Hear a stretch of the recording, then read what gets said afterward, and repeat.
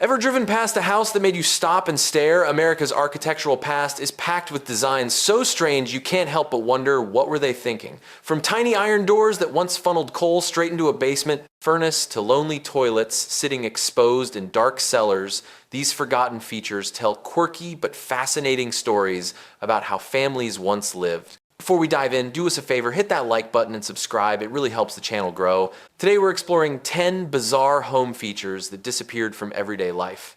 And you might be surprised at which ones still survive in old houses today. Last on our list is the unforgettable conversation pit, a bold interior design trend from the 1962nd and 1972nd. Picture walking into a stylish living room and finding a sunken square or circular space in the floor, often lined with built-in seating around a central table or fireplace. It wasn't just furniture, it was architecture that invited people to sink down, relax, and engage face to face. What made conversation pits so special was the mood they created. Sitting below the main floor gave gatherings an intimate, cozy feel, almost like a private retreat inside the home. Friends could lounge together, share stories, or enjoy cocktails while surrounded by plush cushions and groovy decor. They became a symbol of modern sophistication and social connection during the mid-century era. However, their popularity was short-lived. Safety concerns like tripping hazards and awkward cleaning, combined with a shift toward more open and flexible floor plans, caused the trend to fade by the 1982nd. Many pits were later filled in to level the floor. Still, the conversation pit remains an icon of retro design. Some designers today even experiment with bringing them back, proving that this quirky space for togetherness still holds a nostalgic allure. Coming in at number 9 are transom windows, those small horizontal panes of glass you often see perched above doors in older homes. Popular throughout the 19th and early 20th centuries, they were a clever architectural feature designed to make life brighter and cooler before modern lighting and air conditioning were widely available. What made them special was their dual purpose. By letting daylight filter from one room to another, they helped illuminate hallways and interior spaces that lacked windows. Many could also be opened, allowing fresh air to circulate freely, keeping homes more comfortable on hot summer days. For families living in an era before ceiling fans and central air, that little window made a world of difference. Over time, however, electric lights and HVAC systems replaced the need for natural solutions, and transom windows faded out of mainstream design. They were often covered, sealed, or ignored in the push for more streamlined modern interiors. Yet they haven't vanished completely. Preserved in historic houses and revived in some new builds, transom windows are admired today for their vintage charm and practicality, a beautiful reminder of when architecture solved problems with elegance and simplicity. Number 8 on our list is the dumbwaiter, a small household elevator designed not for people, but for food, dishes, or laundry. Common in large homes, hotels, and even some city townhouses. From the late 1802nd through the early 20th century, these handy lifts were usually powered by a pulley system. A tray or small cabinet could be loaded in the kitchen and hoisted up to the dining room above, saving endless trips up and down the stairs. What made dumbwaiters so special was the way they blended luxury with convenience. For wealthier families with multiple floors, they symbolized efficiency and modernity. Servants could quietly move meals or clean linens without disturbing the household, and homeowners loved the sense of refinement such a feature provided. But as home design evolved, with kitchens and dining rooms located closer together and lifestyles becoming less formal, dumbwaiters gradually disappeared. Elevators themselves became more advanced, while compact appliances reduced the need for such a system in everyday life. Still, many old houses retain their dumbwaiters, often repurposed into quirky storage closets. For anyone stumbling across one today, it feels like uncovering a little secret passage that once carried the lifeblood of the home from floor to floor. At number 7, we have the razor blade disposal slot, a small but peculiar feature tucked inside the medicine cabinets of many mid-to-0th century homes. Back then, men commonly shaved with double-edged safety razors, and once the blades dulled, disposing of them safely became a real problem.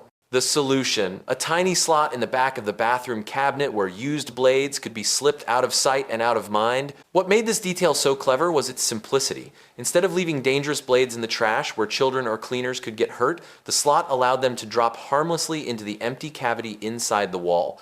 Homeowners never had to think about them again, and bathrooms stayed tidy and safe, at least in theory. Of course, this method came with a catch.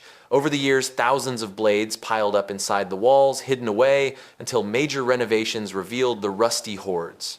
With the rise of disposable razors and blade containers, the need for these slots disappeared entirely. Even today, many old houses still conceal decades worth of blades behind their walls, a strange and slightly eerie time capsule from an era when shaving was a daily ritual. Number 6 brings us to the fascinating ceiling bed, also known as the Saurian bed, a space-saving invention patented in 1913. Unlike the more familiar Murphy bed that folded neatly into the wall, this design allowed the entire bed to be hoisted up into the ceiling using a counterweight and crank system.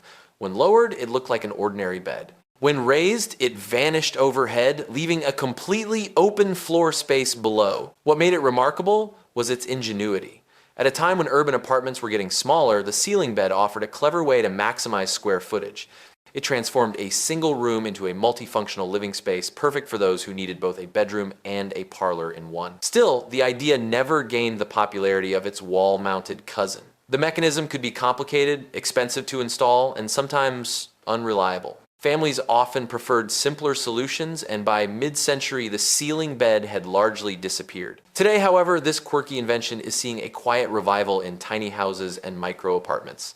Designers and minimalists admire it as an innovative throwback to a time when every inch of space mattered. At number 5, we have the Pittsburgh potty, perhaps one of the strangest and most confusing features for anyone stumbling upon it today. Imagine walking into a basement and seeing a lone toilet sitting in the middle of the floor. No walls, no stall, no privacy at all. This curious setup was common in industrial cities like Pittsburgh before World War II, when steelworkers, miners, and laborers returned home coated in grime from their shifts. Its purpose was entirely practical. Workers would come straight through the basement, clean themselves up, and use this toilet before ever stepping into the family's main living spaces. It was a simple way to keep the upstairs clean and prevent soot, dirt, or industrial waste from spreading throughout the house. Over time, as industries modernized and social norms shifted, most of these exposed basement toilets were either removed or enclosed with walls to provide privacy. Still, a surprising number can be found in older homes, baffling modern homeowners and real estate agents alike. For many families, the Pittsburgh potty wasn't just a quirk, it was a reminder that in tough working-class cities, practicality always outweighed modesty. Coming in at number 4 is the laundry chute, a feature that turned an everyday chore into something almost magical. Popular in multi-story homes from the early 1902 through the mid-20th century, it was essentially a narrow vertical tunnel built into the wall, connecting the upstairs bedrooms directly to the laundry room below. Instead of dragging heavy baskets down staircases, families could simply drop their dirty clothes into the chute and let gravity do the rest. What made it so appealing was its sheer practicality. It saved time, reduced clutter, and even became a source of fun for children who loved tossing garments down and listening for the soft thump when they landed in the basket. For homemakers, it was a thoughtful design that made one of the most tedious tasks a little easier. But as home layouts evolved, laundry rooms began moving closer to bedrooms, often on the same floor, making the chute less necessary.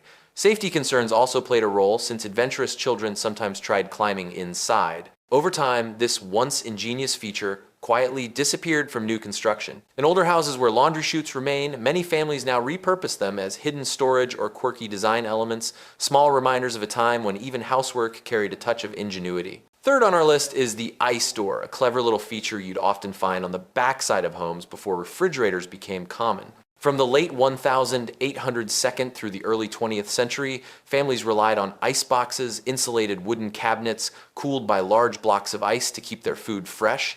To make things easier, builders added a small door that opened directly into the pantry or kitchen, allowing the iceman to deliver a fresh block without stepping inside the house. What made it so special was the mix of convenience and hygiene.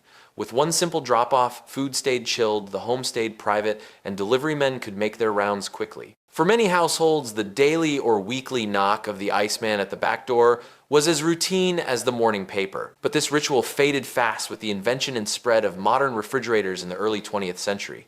Suddenly, families no longer needed deliveries of melting ice, and the once essential ice door became unnecessary. In some historic houses, those little doors can still be spotted, often painted shut or hidden behind cabinetry, quiet reminders of a time when keeping milk cold depended on a man hauling blocks of ice.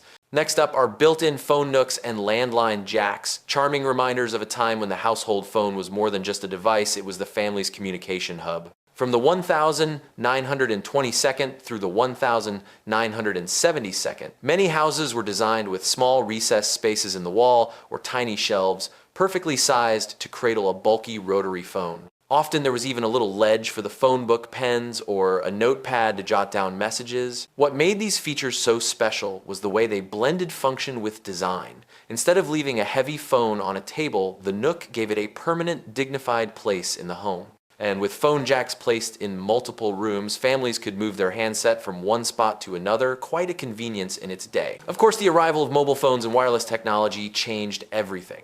Once we could carry the world in our pockets, these wall niches became obsolete.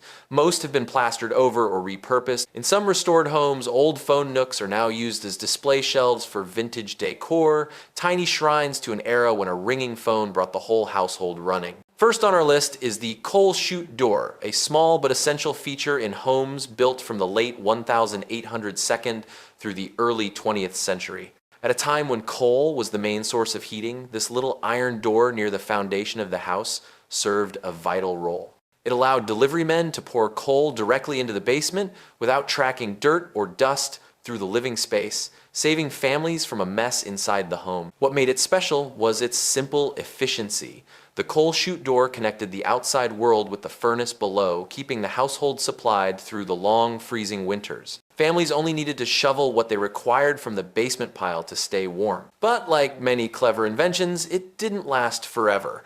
With the rise of natural gas and electric heating systems in the mid-20th century, coal furnaces quickly became obsolete. These new systems were cleaner, safer, and far more convenient, and the humble coal chute door slowly disappeared from modern architecture. Children in those days often saw the little iron door as a mysterious portal, sometimes even using the chute as a hiding spot in games of hide and seek, never realizing it was once a lifeline for their family's warmth and survival. These forgotten home features weren't just oddities, they were solutions born from the daily struggles and ingenuity of another era.